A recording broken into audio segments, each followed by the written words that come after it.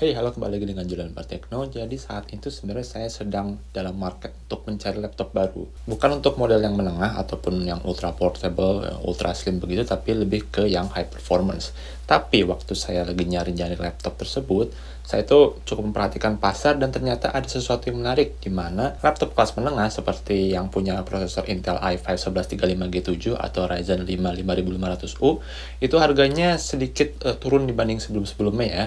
Dimana kalau dulu itu kita nggak bisa dapat Intel Core i5 itu di bawah 10 juta, ternyata sekarang sudah ada beberapa vendor yang menjual dengan harga 9 jutaan, atau bahkan kalau beruntung mungkin bisa dapat 8 jutaan, sementara Ryzen 5 juga bisa dapat di 8 jutaan. Untuk model seperti Core i3 bahkan sekarang bisa dapat di 7 jutaan atau bahkan 6 jutaan, sementara Ryzen 3 juga serupa seperti itu ya. Memang sih sekarang ini terjadinya cuma di model-model baru yang kelasnya entry seperti Lenovo Series V atau HP 15 atau 14 yang nggak ada namanya, bukan Pavilion, bukan Envy, dan sebagainya. Sementara untuk model yang kelas menengah seperti HP Envy, Pavilion, atau Lenovo IdeaPad, atau Acer yang seri Swift, itu harganya saya lihat masih agak-agak tinggi ya. Tapi mungkin dalam waktu 1 bulan ke depan ini bakal ada penurunan juga. Nah, kenapa seperti itu? Ini kemungkinan karena Intel 12 Gen dan Ryzen 6000 series itu sebentar lagi akan masuk ke Indonesia. Dimana kalau di luar negeri itu bulan ini sudah mulai masuk tuh ke pasar-pasar ya.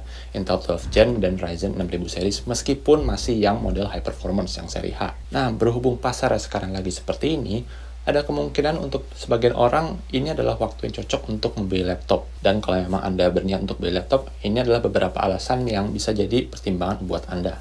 Jadi yang pertama adalah stabilitas, di mana prosesor generasi lama itu cenderung punya stabilitas dari segi driver, lalu dari segi integrasi antara hardware dan software itu lebih baik dibanding prosesor generasi terbaru. Kalau dari pengalaman brand-brand manufacturer itu cenderung akan prioritaskan yang high-end dulu untuk optimasi hardware dengan softwarenya, ketimbang untuk model-model yang low-end ya, seperti yang di 6-7 jutaan. Dan kalau optimasi kurang itu ada kemungkinan driver-drivernya itu juga belum cocok, dan bisa jadi waktu Anda menjalankan Windows terbaru di laptop dengan prosesor terbaru, bisa jadi ketemu bug-bug yang Anda tuh nggak inginkan. Salah satu contoh pemain besar yang gemar sekali mengoptimasi itu adalah Huawei ya, dimana kalau Anda lihat review-review di internet itu biasanya laptop-laptop dari Huawei itu pakai generasi prosesor yang lama, tapi optimasinya bagus banget sehingga performanya itu bisa sangat baik. Meskipun kalau dibandingkan secara raw ya, secara kasar itu masih lebih kalah dibanding generasi yang lebih baru. Lalu alasan kedua yang bisa saya bayangkan adalah performanya itu masih sesuai dengan harganya ya, dimana kita sekarang lihat nih, ada beberapa laptop yang sudah mulai turun harganya,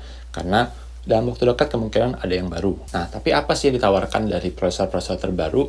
Kalau untuk Intel itu secara umum dia menawarkan performa clock yang lebih tinggi, dan baterai life-nya ada kemungkinan sih, karena ada pembagian antara efisiensi core dan performance core, ada kemungkinan baterai life-nya akan lebih bagus sedikit. Sementara untuk AMD mereka tidak menjanjikan performa CPU yang lebih bagus, tapi efisiensi daya yang lebih baik, jadi baterai life-nya mungkin bisa jadi lebih lama, serta grafis yang lebih baik karena ganti arsitektur grafisnya dari Vega menjadi RDNA 2. Tapi buat sebagian besar orang, apalagi kalau Anda itu hanya mahasiswa ya, atau mungkin bukan orang-orang yang butuh performa laptop tinggi ya, sebenarnya laptop-laptop zaman sekarang yang Core i5 atau Ryzen 5 yang generasi sekarang itu masih bagus-bagus aja kok. Contohnya laptop saya yang ini itu Core i5 yang 1135G7 dan RAM 8GB itu pakai AutoCAD bisa, pakai game yang nggak terlalu high-end juga bisa, lalu browsing juga lancar, Office juga lancar. Dan kelebihan ketiga yang menurut saya paling penting adalah barangnya ada. Jadi orang yang mending itu, ini kita mending tunggu dulu deh 1-2 bulan lagi untuk beli generasi terbaru gitu loh.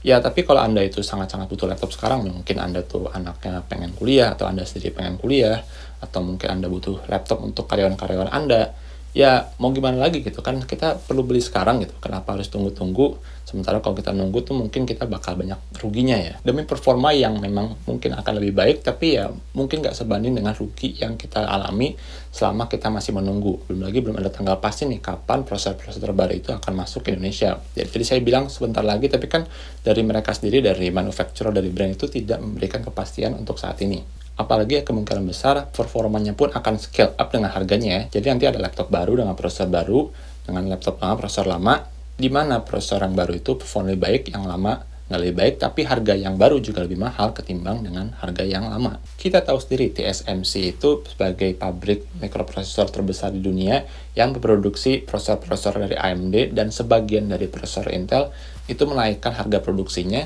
Jadi ya ada kemungkinan laptop-laptop baru pada tahun ini akan lebih mahal ketimbang laptop-laptop sekarang. Kalau saya sendiri masuknya tuh mungkin ke entusias ya, dimana tuh saya sendiri senang untuk menguji laptop, lalu mengoprek laptop, lalu memacu nih laptop ini bisa sampai segimana. Tapi ya saya itu bukan sebagian besar orang, dan saya yakin saya nggak representatif ke kebanyakan orang Indonesia. Sehingga saya, kalau saya ditanya nih saya akan beli prosesor yang mana, ya saya jelas akan mengincar yang paling baru karena ya saya penasaran.